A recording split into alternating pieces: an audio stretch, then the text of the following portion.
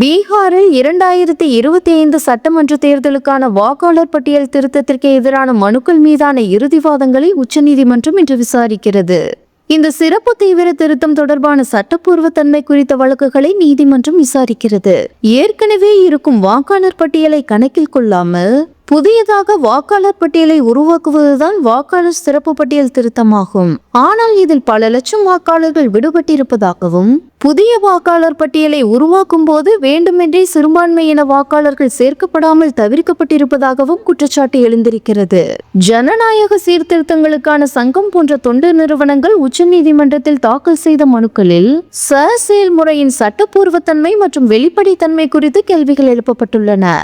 ADR சார்பாக ஆஜரான மூத்த வழக்கறிஞர் பிரசாந்த் பூஷன் இறுதிப்பட்டியல் வெளியிடுவதற்கு முன்பே வழக்கு விசாரிக்க வேண்டும் என்று நீதிமன்றத்தை வலியுறுத்தினார். வாக்காளர்கள் உரிமைகள் மீறப்படலாம் என்றும் நடைமுறை சிக்கல்கள் இருக்கலாம் என்றும் அவர் சுட்டிக்காட்டினார். எனினும் இறுதிப்பட்டியல் வெளியான பிறகும் நீதிமன்றம் மறுபரிசீலனைக்கு தடையில்லை என்று நீதிபதிகள் அமர்வு தெளிவுபடுத்தியது. இதனையடுத்து இறுதி வாக்காளர் பட்டியலை தேர்தல் ஆணையம் வெளியிட்டது. இதில் 14 லட்சம் புதிய வாக்காளர்கள் உட்பட மொத்தம் 7.43 கோடி வாக்காளர்கள் இடம்பெற்றிருக்கின்றனர். தற்போது பீகார் தேர்தல் தேதியும் அறிவிக்கப்பட்டிருக்கிறது. நவம்பர் 6 மற்றும் 11 ஆகிய தேதிகளில் பீகார் சட்டமன்ற தேர்தல்கள் 2 கட்டங்களாக நடைபெறும் என்றும், வாக்கு எண்ணிக்கை நவம்பர் 14 அன்று நடைபெறும் என்றும் தேர்தல் ஆணையம் அறிவித்துள்ளது. இந்நிலையில் எஸ்ஐஆர் செயல்முறையின் சட்டப்பூர்வ தன்மை மற்றும் வெளிப்படைத்தன்மை குறித்து இன்று இறுதி வாதங்களை உச்சநீதிமன்றம் கேட்கிறது. இந்த வழக்கில் பிறப்பிக்கப்படும் உத்தரவு மிகுந்த முக்கியத்துவம் வாய்ந்ததாக இருக்கும்.